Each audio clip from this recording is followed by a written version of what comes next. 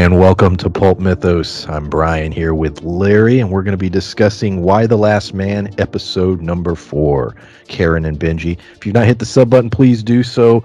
Hit that like, leave a comment. We plan on doing the rest of the series. We didn't do the first 3. Honestly, it sort of snuck up on us. We knew it was coming, but we didn't really know when, and we were like, oh shit. Why the Last Man has started, so that's why that wasn't done. Spencer is not able to join us for this one, but he should be back next week for the next review. If you're looking for Spencer, he will be back next week. So I want to start by saying Larry has read the entire comic. He is a huge fan. I have not, so I know nothing of the comic. We're gonna keep it spoiler free, but Larry's sort of the guy when it comes to this particular series. He's been singing its praises for many years, and so we may sort of compare the comic several times, but we're not going to spoil the story. I'm just going to open with, I just really want to talk about how much I love Agent 355, like one of the greatest characters ever. I mean, it's only been 4 episodes, but I'm sitting back and I'm like, you know what? If screw the apocalypse story, forget Yorick. Let's jump back 5 years and just have a 5 seasons of Agent 355. I would 100% be okay with that. Absolutely love the character. I'm a big 24 fan. Love Metal Gear Solid, James Bond, all that kind of stuff. So this character speaks to me. Yeah, I just want to start with that. What do you think about Agent 355? Oh yeah, absolutely. She's as much of a highlight in the show as she is in the books, and in the book she's that much of a badass too. And if you love that character, well, I'm not going to spoil anything, but yeah, that would be cool to go years back and see her training. That doesn't happen in the book, but hey, maybe we get some flashbacks in the show. That's the magic of TV. They can insert things like that. But yeah, just a very cool character. You and I were big fans of like espionage and this sort of thing. Like you said, we're both fans of 24, and like the show is without this character, without this and the political drama, just kind of your standard apocalypse show. So, and of course, the angle of York being the last man. Okay, there's a lot that sets it apart, but she's also a big part of that. She's a big draw for me as well, and I just love this performance. It's funny because everything I didn't know much about the series other than sort of the initial premise. And I was like, okay, they're making the show. I never thought that like a special agent character would be a big part of the series. Like that never connected with me. So that was a cool little surprise. Talking about her past, we get this in the beginning of this episode. It appears she's like sleepwalking, and there's this somewhat dream sequence of her performing in this really cool looking theater. You would know the answer. Is that a glimpse of her past or just something? There's like a little kid watching. So I'm thinking, okay, this is either this happened or this is just her putting together different elements from her past. I thought that was an interesting scene. Well, I read this back in 2008, but I can't recall, but I think, I think that's just what she, kind of wants her life to be, but it's, okay. I think it's that sort of thing. But yeah, that was a interesting scene as well. And like you said, I love that opening introduction to her because, at first it's the character, you would think so out of her element in such a different role than what I'm used to seeing her in, that, I was wondering, like, is that Agent 355 or are we following a different character that, because we have a few more leads than just, Yorick and her in this show now. Yeah, well, yeah, several. Speaking of Yorick, I love the scene of, take your clothes off. We got to watch you smell, and I love that hesitation where he's sort of like, who are you to give orders? And that look of, and it was funny because there was no dialogue for it. It was just, she gave him the look. And in his mind, you could see the processing of, oh, she'll kick my ass. Right. Like he just, you know what I mean? And it's like, oh, okay. And he just immediately started disrobing. We get to see her fight a whole crew of women when York's and looking for Beth. But it's like 5 or 6 people, and she just beats their asses like it's nothing. Really cool scene too. Yeah, absolutely, and it's and everything you just went over is a good representation of who she is. She's as close to a human as a human being can get to being, the Terminator. And the only thing that stopped her from kicking his ass in that scene is that he is the mission. Protecting him is the mission.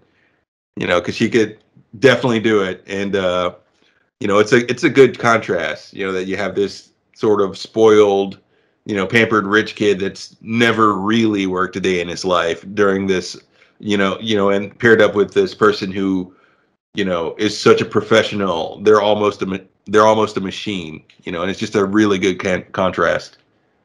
It is interesting how, and we saw this in the first or the second and third episode, and a lot of it in this episode. She points it out to him. She's like, "Look, the world has ended. Like we're in the end times. You possibly could be the key to fixing it to some degree, maybe. And all you're worried about is the whole Beth thing." She's like, "What the hell is wrong with you? You're jeopardizing the mission. You're jeopardizing potentially humanity itself." Um, for a woman, and she doesn't know this, but for a woman that doesn't, clearly is not that into him, sure, he was fun for a while, but she was ready to go to Australia and, have a good time. She made it clear to him. The Yeah, scene when yeah. he told his mom, he's like, "Oh yeah, I'm engaged." It's like, dude, no, no you're not. No, you're You're not. lying to yourself. Yeah. It's one of those things where it seems like maybe they were even only together for as long as they were because she figured, oh well, his dad's a professor, his mom's a senator. He'll get it together at some point. He'll find his way. But that point never happened, and Yorick just thought, oh well, I'm not making any money. I can barely support myself. It's time to get married. You know, for some odd reason. Of course she left him. Like, but yeah, like that's his goal, and his childish goal of finding and being with someone who just flat out rejected him. And like she said, the world is ending. You're the key to saving the world, and you don't even care. You'd rather it all just fall apart because you're that selfish.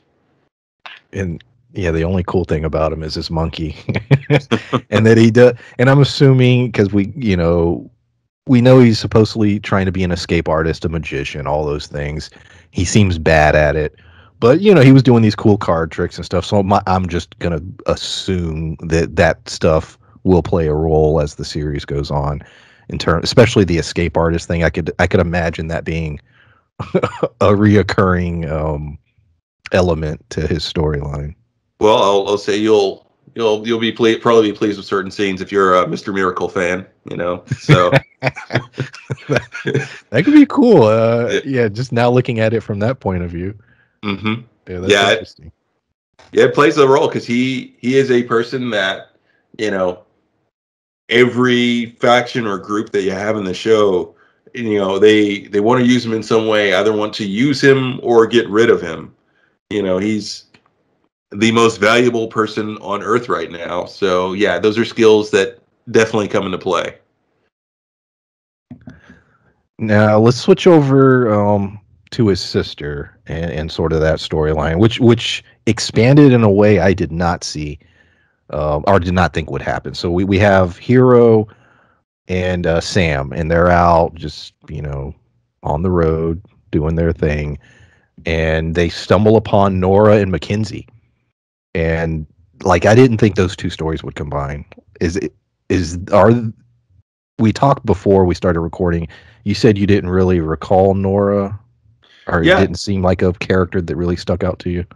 Yeah, I didn't recall Nora, and I don't think she was in the books, but Hero's story definitely happened, and I think she intersected with the group that we saw this episode.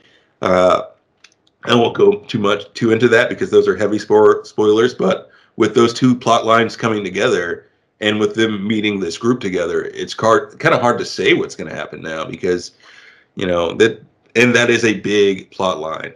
So won't go into that too much. But I was interested in the very interested in the Nora story. Now, is Sam in the? Do you recall Sam in the comic? I think Sam. And I only bring that because so this particular group they've encountered are seem somewhat hostile, and they were very hostile towards Sam. Hmm. And we know that he's running. He doesn't have any more testosterone, and so that's going to become a problem going forward. And I was just curious, how are they going to continue to be, assholes to him, or how that was all going to play out? Well, yeah, I think there's like, like a lot of the minor characters, it's hard to remember certain things around. Because, like I said, this was back in 2008, but I think Sam was in the book, maybe not as significant as he appears to be in the show, but I don't think the whole group that they had that they were with were in the books.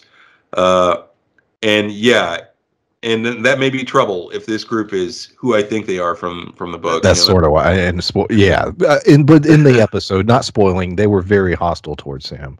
Mm-hmm. So yeah, pointing that out. Roxanne seems to be running her crew very tight. They're scared of her. She shoots, one of her people who's wounded, to put her out of her misery. They clearly, I guess they rule a supermarket, which has plenty of food to last them, quite a while. Right. They have horses, territory, weapons, so they clearly run whatever little place that they're at. Yeah, and that's definitely some leverage. If they, like you said, they took a Walmart or like they took a super center of some kind, clearly, and Sam's Club, man. yes, That's what it looked like. yeah, essentially, and that may be one of the things that just kind of solves some of the mystery for me. If bows and arrows start showing up as well. We already saw the horses, and if they have bows and arrows, then they're who I think they are. Like, but the question in this scenario is like, how long does that hold out? How long can you maintain power in that setup? Eventually, you got to branch out. You got to grow things. But then again, they were talking about limiting their numbers in the first place to sort of make things last because they didn't want to take them with them.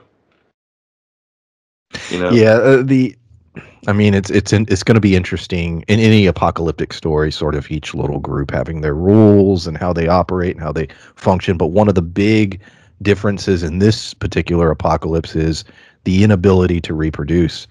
And so it's going to be, as years go on, your numbers start dwindling, people start dying for whatever reason. You have a lack of medicine. Like they're struggling because McKinsey needs antibiotics. And they're like, well, we don't know if we can get any because of the wound on her leg. So shit like that's just people are going to start dropping dead. And there's no, as of now, unless something changes, there's no way to expand your numbers outside of bringing other people in your crew. But even then, that's a temporary fix. Yeah, and that may, given enough time, make Hero's lie something that will become true. When she told them that she's a doctor, it's like, well, you may be one now because you're the closest thing to a doctor. That seemed to be because she was like, oh, I'm an EMT. Roxanne, yeah, maybe that was her thought too. Like, well, shit, you're the closest we got to that, so right, that is your role. You are a doctor now. Yeah. I'm curious if how bad Mackenzie's leg is, if that's something, if that character will make it through, or whether she does or doesn't. How's Nora gonna deal with it? Because she makes the point that they've been attacked several times, stuff's been taken. She's trying to take care of a daughter who's also wounded. They don't have a group that they're a part of, and just sort of the idea of strength in numbers. I'm just very interested where her character is headed because okay, she's an aide to the president. He's dead now. They didn't put her name on any of the lists. I thought that was funny. Messed up, but funny. So she couldn't get into DC. She couldn't be part of the inner circle. And now she's on her own. Her husband's dead, her son's dead. But it was one of those characters where I sat back and I was like, well, where's their story? Because all the other characters are like, okay, I see where their stories are sort of headed. She's the one where I was like, I have no idea what the purpose of this character is. Yeah, me too. And it's one of the things I'm wondering about because, she's seemed, very helpless in this, at least after the initial scene where you see her in her element and very much in her role. Well, there is that past that I just mentioned there, that she was the president's Well, and that you mentioned as well that she was the president's aide, and when we saw her pre-apocalypse, she seemed very on top of things. And we've seen her from episode to episode, her life just falling apart, and becoming part of this group, or finding her bearing in another group. She may fit into that role again. She may just be, very much on top of things, or a significant player. She might end up being Roxanne's number two. I could see something like that. Yeah, that'd be interesting. Um, I wonder what Hero wants to do, like her and Sam going forward. I wonder. In other words, I wonder if. I guess we'll find out in the next few episodes. Like, how does Roxanne come off as a leader? Is it someone who they're like, you know what, shit makes sense. We got a good situation here. Let's pull our weight and be part of the crew.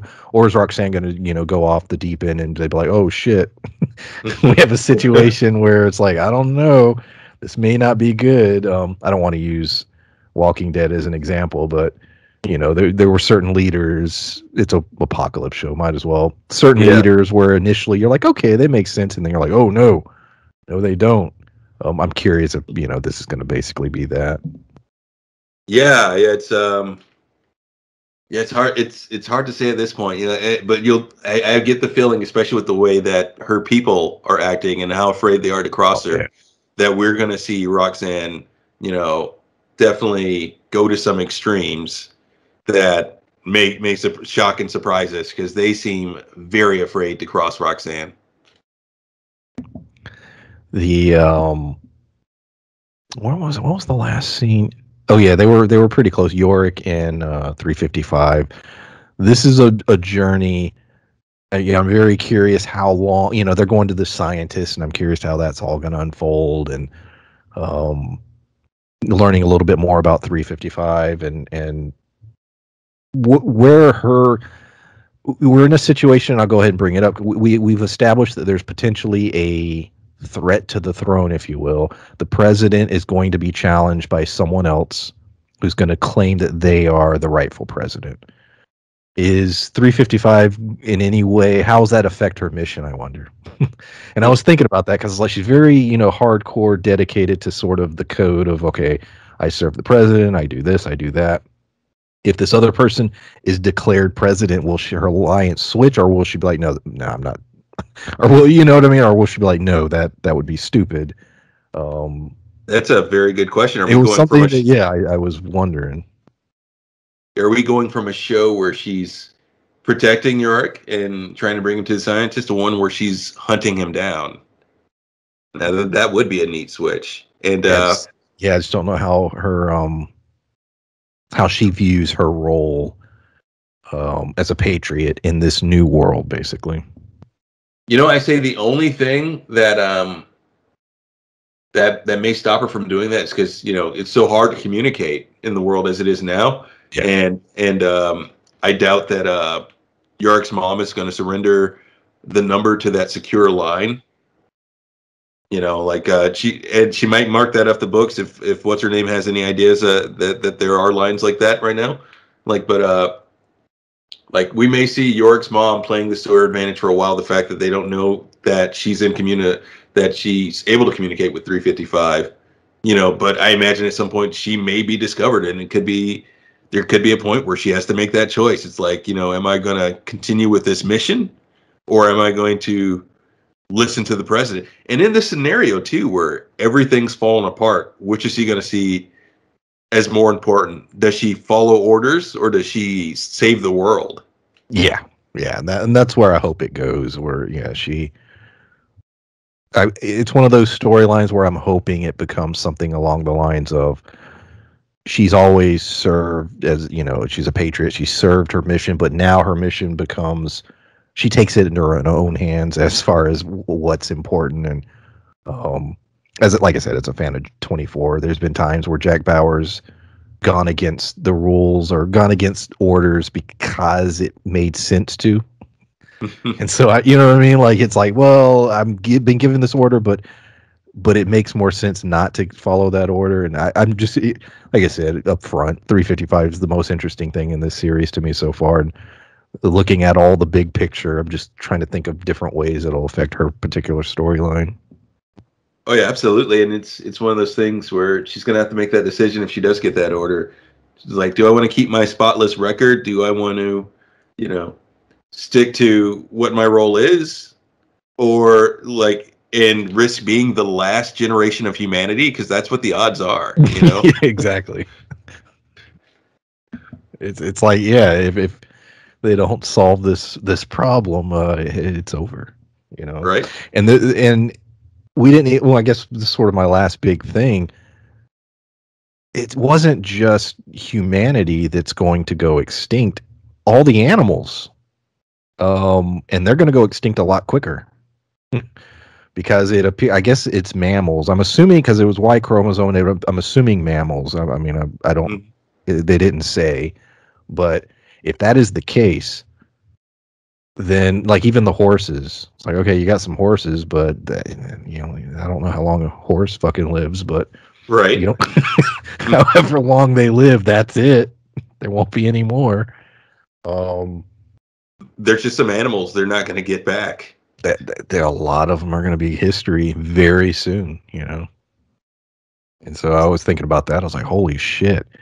Like there's so many animals that'll go extinct, and you know, in their world they have like 10 years, and Hmm. most of the animals are done. They're dead, and so that's a big deal too. So yeah, there are a lot of cool little things. I actually I'm curious how they're gonna bring those things up because you know they definitely are part of the story. Well, yeah, and I love the way they address that too. That that things like sanitation were primarily male dominated fields at the time it was filmed and everything. So it's like, oh, no one's taking care of this. No one's saying we are having to shift these roles. That yeah, people can fill it, but this takes time. So there's not really an issue with who can do this, but there's a logistical issue. It's like can we shift people into these important roles that keep us alive in time to maintain cities, to stop riots, to feed people. In Yeah, the meantime, while we're trying to find a way to, you know, make sure that there's a future generation of humanity. And in fact, that was an argument that they had. You mentioned earlier with the sperm bank, where she's like, "Well, we need to protect this sperm bank," and she's like, "Well, we're protecting others," and she's like, "Right now, I'm trying to stop riots and things." yeah, and she's just like, well, if we can't reproduce, there is no humanity Right. going forward. Yeah, but you know, because okay, you cut the population by half, it's about 50%. Then there's no more reproduction. So because of the lack of food and you know, like you said, sanitation issues, medical, that's a big one, medical issues, your population is going to get slaughtered over the next handful of years. It'll then sort of settle down to sort of your you know your survivors, but there is no replenishing the people. So that's going to you're always going to have a huge death rate every year, no birth rate. Right. um Shit, how do you now? This I sort of want to know. Is the comic is quite long? It's like you said, 10 volumes. Mm-hmm. Is it a short amount of time that it takes place, or does it take place over a long years? I'm just curious. It takes place over years. Okay. Yeah, so you get some of those answers, and like some of the things that you're seeing addressed here, like the scope of certain things globally, that is addressed to a degree, and I imagine since we're getting a lot of the politics in this show, we're going to see that addressed to a greater detail because, you know, given given the roles that women have around the world, things would shift politically as well. Certain countries would have more political influence than others. Certain militaries would be more prepared or less, due to their integration of women into their workforce prior to this issue. And that's addressed to a degree in the book, and like hopefully in the show as well. Yeah, and because I was thinking, okay, if it takes place over, I was mainly thinking about how seasons will be broken down and how many seasons they'll do, and hopefully they have a definitive idea of how many seasons and wrap. In other words, I hate when shows just blindly are like, we'll just go until it doesn't feel good anymore. You know, it's like until the ratings bottom out. It's like, no, you should have a set number of a story you want to tell, 3, 4, 5 seasons, and tell the story, and that's it. But that's my little mini rant. And I 100% agree with you. This should not go over 5 seasons. And I'm hoping it's only maybe a handful, like 3. 3 would be like the gold number there, 2 or 3 seasons, like because it can be told in about 3 seasons easily, I think, and I think that's where it should stop. Yeah, agreed. Just completely. Yeah, looking forward to where this thing goes. Any other thoughts about episode 4? No other thoughts. Just to go back to way back in this recording, the one you were mentioning, Hiro and her story. I think her story right now is finding, her story or who she's trying to be in this world, because much like Nora's character, she's still a little shell shocked, not just from the apocalypse but from the events, the murder. Yeah. It's it is. Yeah, let's go back there. I sort of did gloss over her because that was a significant sequence, and it was such a horrible thought in my mind, because when it happened, I was thinking like, okay, she's sitting there, and she's in shock. She's there all night till morning, and in her mind she's probably like, man, I wish the world would just end. You know what I mean? Because she just did something. She's going to be in prison. Now she has political sway with her mom, so she'll probably, may figure, get out of it. And he technically was there. There was an altercation. He was being aggressive. I mean, the way it was shot. It was. She could argue self-defense. I think she could argue self-defense. Right. And like I said, her mom's a senator, but still, she's sitting there and she's, you got to imagine all the things going through someone's mind at that moment. And then literally it's like, no, there'll be no consequence to this in any way, shape, or form. You'll never have to answer for it. It's as if it never happened, because the world ended. And the weight of even that is interesting. And you're right, it is something she's wrestling with. And it's interesting because no one would probably give a shit. Like if she confided in Sam, I thought she was, and he, they were having that conversation, but he would probably be like, well, whatever. But she's carrying that weight, and I am curious to see where that's going to take her. You're right, it is something interesting because she's been feeling that ever since it happened. That's true, and the actress is playing that role very well. You can see the shell shock on her face that while all this is going on, she's still grappling with that moment. And it's just like, and sure, we can all relate to this. It's just so much happening so fast that it's like she never really got to address it, but it's still with her. And I